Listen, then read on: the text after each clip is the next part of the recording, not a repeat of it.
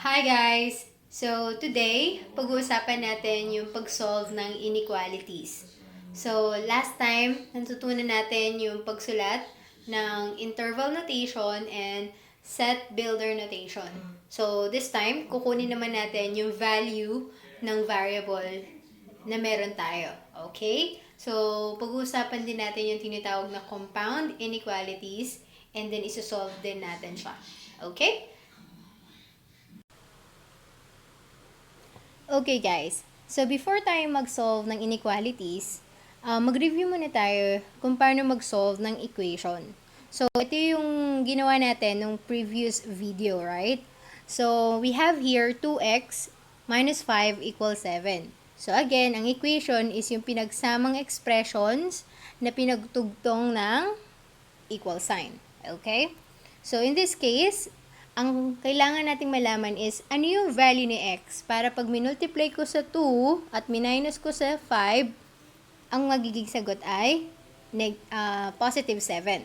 Okay? So masasagot natin to by applying yung properties of algebra.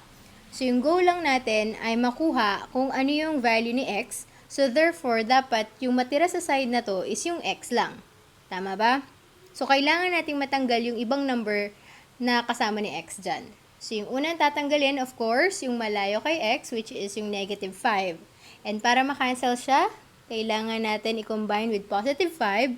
At dahil equal sides, so dapat mag-combine din tayo dito ng positive 5. Okay? So, canceled na siya dyan. So, ang natira na lang sa side ay 2x. And then, sa kabilang side ay 12. So, meron tayong 2x equals 12. So, kailangan matanggal si 2 by dividing by itself. So, x na lang ang natira at sa kabila ay 12 divided by 2, that is 6. So, ibig sabihin, yung value ng x na hinahanap natin ay 6. So, for us to check that, we can just plug in yung value ng 6, ng value ng x. So, 2 times 6 minus 5. So, 2 times 6, that is 12 minus 5. 12 minus 5, that is 7. So, ibig sabihin, kung nag-equal sila, so tama yung nakuha nating value ng x. Okay? So, that is solving equation. So, ngayon, anong pinagkaiba niya pag nag-solve tayo ng inequalities? So, again, meron tayong 4 na symbols ng inequalities, right? So, we have greater than, less than, we also have greater than or equal, and less than or equal. So, mamaya sa mga sasagutan natin, makikita natin yung mga symbols na yan. Okay? So, let's start. Alright, so we have here 2x minus 5 is greater than or equal to 7. So, ibig sabihin, nahanapin natin yung value ng x na dapat pag sinolve natin to, ang magiging sagot ay either mas mataas or equal sa 7. Okay? So, tanggalin muna natin ulit yung mas malayo sa x, which is negative 5. So, combine natin siya sa positive 5.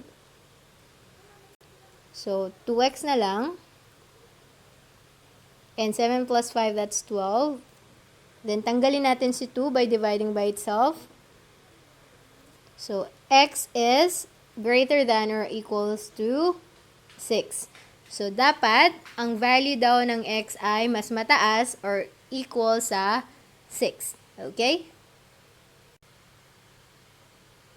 So, kung i-graph natin yung x is greater than or equal to 6, ganito yung magiging itsura.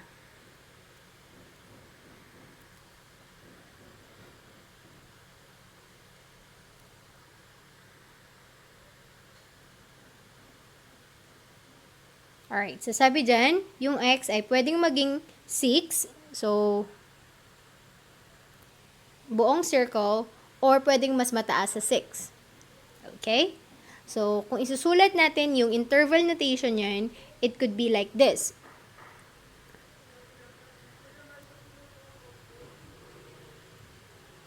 Tama ba? Kung natatandaan nyo pa yung previous video natin tungkol sa interval notation at set builder notation, so ganito natin siya isusulat.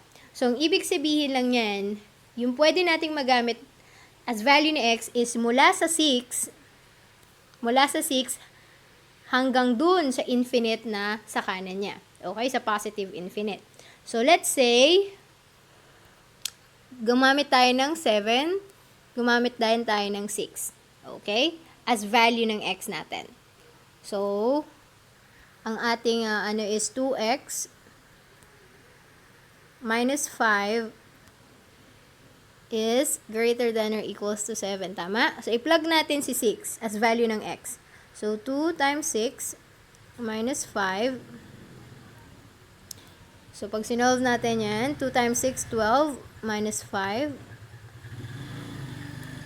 So, 12 minus 5, that is 7. So, true siya. Tama siya. Tama ba? Kasi 7 is equals to 7. Okay? So, tama siya. So, ngayon, gamitin naman natin yung 7 as value ni x. So, 2 times 7 minus 5. So, 2 times 7, that's 14 minus 5. 14 minus 5, that is 9. Okay, so, tama naman na mas mataas yung 9 kaysa 7. So, true din siya. Okay? Okay, let's say, gumamit tayo ng number na dito sa side na to. Let's say 4. Ito, yung ginamit natin. Okay? Tignan natin kung magiging tama yung sagot natin. So, 4 ang gamitin natin as value ni x. So, 2 times 4.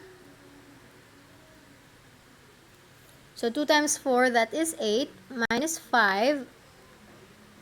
And 8 minus 5, that is 3.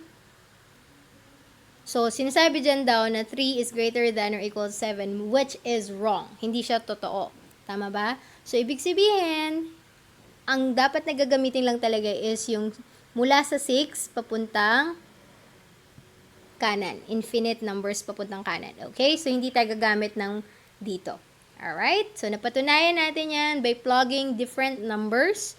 So, ganun lang guys. Pag gusto nyo i-check kung tama yung sagot nyo, just use a different number dun sa number line and then you will see kung tama yung sagot nyo. Okay? Next. So, we have here 3x plus 2 is less than x minus 4. So, ibig sabihin lang yan, hanapin natin yung value ng x na kapag plinag natin dito, dapat mas mataas yung side na yan kaysa yung sa side na to. Okay? So, ibig sabihin parehas lang dapat yung value ng x na to. Okay? So, let's see. So, again, ang una nating tatanggalin is, of course, mawala yung isang variable dun sa isang side. Dapat nasa isang side lang siya. Okay? So, tatanggalin natin yung mas maliit yung x, malamang. So, ito siya. Okay? So, ayan. So, wala ng x dyan. And then, sa kabila, 3x minus x, that is 2x. And then, bring down yung positive 2. And then, sa kabila, ang natira na lang ay negative 4. Okay? So, ang kailangan natin, again, matira na lang is yung yung x. Kasi yun yung hinahanap natin yung value. So, tanggalin natin yung positive 2 by combining negative 2. So, yung natira na lang ay 2x. And then, negative 4 and negative 2, that is negative 6. So, tanggalin natin si 2. So, the x now is negative 6 divided by 2, that is negative 3. So, ito yung value ng x na hinahanap natin. X is less than negative 3. Okay, so kung i-graph natin yung x is less than negative 3, so ganito yung maging itsura niya. So, dahil nga si x ay mas mababa dapat sa negative 3, so yung gagamitin natin na circle as yung, yan, hindi buong circle. Okay? Bali, transparent siya. And then, yung, dahil mas mababa sa negative 3, so, yung mga gagamitin nating number is yung mga nandito. Okay? Hindi kasama si 3. Okay? Yung mas mababa lang sa negative 3. So, yung mga number na nandito. Alright? So, kung isusulat natin yung interval notation niya, so magiging, what? negative, infinite, kasi nga, di ba, yung mga number dito, mula, basta sa kanan ni negative 3, and, of course, negative 3. Okay? So, yan yung interval notation niya. Alright? So, ibig sabihin lang yan, kung gusto nyong i-check kung tama yung value ng x nyo, so, gamitin nyo lang is, kunin nyo tong, yung 3x plus 2,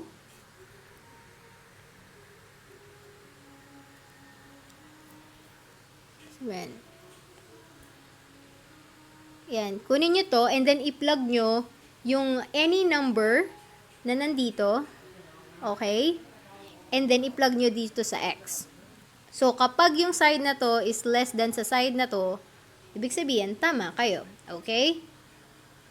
Tapos, para rin ma-check nyo lang din, kuha kayo ng number na si 3, tsaka yung number na nandun sa kanan niya, tapos i-plug nyo dun sa x nyo. So, kapag hindi totoo na mas maliit tong side na to kaysa dito, so ibig sabihin, tama tayo. Okay? So, tama yung sagot na nakuha natin as value ni x na mas maliit dapat sa negative 3. Okay?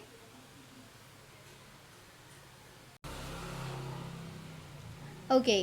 Sa pag-solve ng inequalities, kailangan natin matandaan na kapag nag-divide or nag-multiply tayo ng negative number, if-flip natin yung sign or babalik ta rin natin yung sign. Okay? So, for example, we have here negative 3x is less than or equals to 6. So, ibig sabihin, hanapin natin yung value ni x na pag minultiply natin sa negative 3, dapat etong side na to ay less than or equals to 6. Okay? So, ang kailangan matanggal sa side na to is yung negative 3. So, di-divide natin by itself. So, dinivide natin sa negative 3 kasi nga, kailangan matanggal si negative 3. So, ito yung sinasabi ko na dinivide natin by negative number. Okay? And, of course, dahil nga yung side is, kailangan gawin yung ginawa sa isang side, so, i-divide din natin to sa negative 3. Okay? So, cancelled na si negative 3, ang natira na lang ay x. Sa kabila naman ay 6 divided by 3, that is negative 2. Okay? So, ito yung sinasabi kong flip the sign. So, kung ito, less than or equals, so, i-flip natin yan, magiging greater than or equals to negative 2. So, yung value ni x is mas mataas or equals dapat sa negative 2. Okay?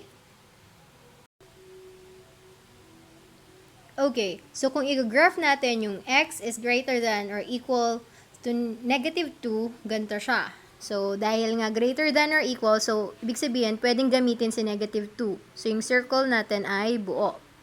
Okay? And mas mataas, so, ibig sabihin, pakanan. Alright, so, yan yung magiging graph niya. And kung isusulat natin yan sa interval notation, so, it would be like this. Okay? So, again, yung pwede lang natin gamitin as value ni x is, what? Yung 2 or any number na nandun sa kanan niya. Okay? So, ayun. So, let's see kung magiging tama yung sagot natin pag plinag natin yun. So, let's say, ginamit natin si negative 2. Diba yung ano natin is negative 3x is less than or equals to 6. So, gamitin natin si 2. So, negative 3 times negative 2. So, negative 3 times negative 2, that is, what? Positive 6. Okay. So, tama naman siya kasi 6 is equals to 6. Okay? So, let's say si 0. So, negative 3 times 0. So, negative 3 times 0, that 0 is less than 6. So, tama rin naman siya. What if gumamit tayo ng number na banda dito? So, let's say, negative 3. So, negative 3 times negative 3. So, that would become positive 9. So, hindi totoo na yung 9 is mas maliit sa 6. So, mali to. Okay? So, napatunayan natin na tama yung nakuha natin as value ni x. And it should be greater than or equals to negative 2. Okay? Alright, so we have your 3x plus 2 is less than x minus 4. So, sinagot na natin to kanina. Pero, sinasabi lang dito na kaya natin inuunang tinatanggal yung mas maliit na x para hindi na tayo mag-divide or mag-multiply ng may negative. Okay? So, let's say, inuna nating tinanggal, di ba may dalawang sides? May parehas na variable. Let's say, una nating tinanggal is yung mas malaking x, which is 3x. So, ito yung kinancel natin. So, dito, wala na siya. So, natira na lang is 2. And then, sa kabilang side, x minus 3x. So, that is negative 2x minus 4. Okay? So, kailangan si x lang yung matira. Tama? So, cancel natin si 4. So, we have here now 6 is less than negative 2x. So, kailangan makancel si negative 2. So, dito na papasok yung magde-divide tayo ng negative number. Okay? So, sa side na to, 6 is divided by negative 2, that is negative 3. And then canceled, so natira dito is x. So, again, nag-divide tayo ng negative number. So, yung sign natin na less than, if i-flip natin yan, magiging, what? Greater than. Okay? So, ibig sabihin, yung value ng x natin ay dapat mas maliit sa negative 3. So, yan lang din naman yung naging sagot natin kanina nung sinolve natin yung gantong equation. Okay? So, eto siya. So, if you want to check, medyo i-back mo lang yung video para lang mapatunayan natin na same lang yung sagot natin. Okay? Okay. So, guys, remember this. Mag-flip lang tayo ng sign kapag ang ginawa natin is we divide and multiply by negative number, not into negative number. Okay? So, what do I mean? Let's say we have negative 5x less than 10. So, in this case, i-divide natin siya by negative 5. Okay? So, x is what? Greater than or equal negative 2. So, nag-flip tayo ng inequality natin. So, ito yung sinasabi ko na we divided by. Okay? Pero kapag sinabi natin we divided into, ganito siya. Let's say, 4x is greater than or equals to negative 8. So, to cancel 4, we divided by 4. So, x now is what? Greater than or equals negative 2. So, ito yung sinasabi kong into. Ibig sabihin, yung numerator yung negative. Hindi yung denominator. So, again, ito yung into, ito yung by. And dito tayo mag-flip ng sign. Hindi dito. So, kaya, hindi ko ginalaw yung greater than or equal. Yung pa rin yung ginamit ko nung kinuha ko yung value ng x. Okay? So, remember that para hindi kayo malito. Okay, so may tinatawag na compound inequalities. So, kung mapapansin nyo dun sa previous examples natin, may dalawang sides lang siya. Tama ba? But when we say compound inequalities, tatlong sides. So, we have negative 3, and then 2x minus 1, and then positive 5. 3 sides. So, ang mangyayari, kukunin natin yung value ni x, para pag plug in natin dito, yung magiging sagot dyan, yung negative 3 ay mas mababa or equal sa gitna, at yung gitna is mas maliit or equal sa 5. Okay? So, ang unang gagawin natin is tanggalin yung kasama ni x. Yung nasa gitna, so yung mas malayo sa x is negative 1, so to cancel that, combine with positive 1. Okay? So, negative 3 plus 1, that is negative 2. So, canceled na to. Ang natira na lang ay 2x. And then, we have 5 plus 1, so we have 6. Okay? So, sa gitna, merong 2x. So, ang kailangan lang matira is si x. So, to cancel 2 divided by itself. Oops. Yan. So, negative 2 divided by 2, that is 1. Or negative 1. And then, canceled to. So, natira na lang si x. And then, 6 divided by 2, that is 3. Okay? So, ito siya. So, ang value dapat ni x ay mas mataas or equals dun sa negative 1, pero mas mababa at equal sa positive 3. Okay? Okay, so kung i-graph natin to, ganito yung magiging itsura. Ang sabi dyan, si x is greater than or equals to negative 1. Tama? So, buong circles yung gagamitin natin dun sa negative 1. Or, mas mababa or equals sa positive 3. So, buong circle ulit. So, ganito siya. Okay? So, ang ibig sabihin lang yan, ang pwede natin gamitin as value ni x is magmula dun sa negative 1 hanggang dun sa positive 3. Okay? So, yan yung pwede natin gamitin. So, kung isusulat natin yan, gamit yung interval notation, ganito siya. Alright? So, yun. So, kung gusto nyong i-check natin kung tama yan, so, let's say, gamitin natin siya. So, we have negative 3 less than or equals to 2x minus 1 less than or equals to 5. So, i-plug natin yung negative 1 muna as value ni x. Okay? So, negative 3 is less than or equals to 2 times negative 1 minus 1 and less than or equals to 5. So, 2 times negative 1, that is negative 2 minus 1. So, negative 2 minus 1, that is negative 3. Yan. So, tignan natin kung tama. Negative 3 is equals to negative 3, but less than 5. So, tama naman siya. Okay? So, gamitin natin si positive 3. Okay? So 2 times 3.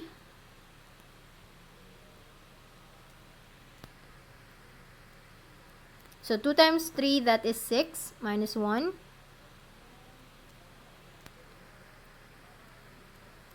So, 6 minus 1, that's 5. So, tingnan natin kung tama. Negative 3 is less than 5, and 5 is equals to 5. So, tama rin siya.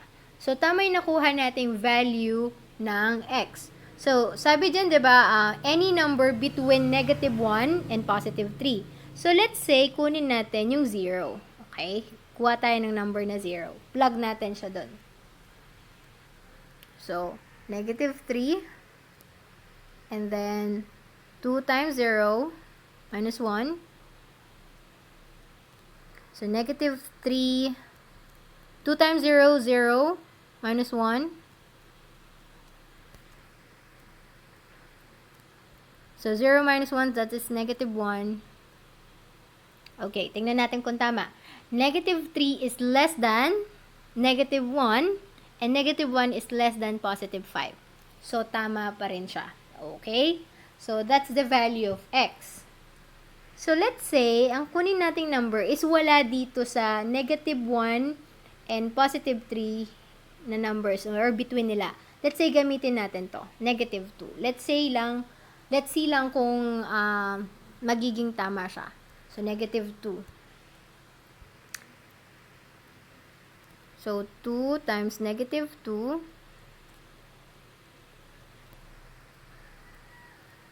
So, 2 times negative 2, that is negative 4 minus 1. So, 4 minus 1, that is negative 5. Alright, so tingnan natin kung totoo to. Negative 3 is less than negative 5. So, mali na agad siya. So, ibig sabihin, mali to. So, ibig sabihin, tama talaga yung nakuha natin na value ng x, which is negative 1 or negative 1 or positive 3 or between dun sa dalawang numbers na yun. Okay? Next, we have negative 6 is less than negative 3 plus x less than negative 4. So, ito muna yung unahin natin. So, ang kailangan nating mawala is yung number na katabi ni x. So, yung negative 3, to cancel that, combined with positive 3.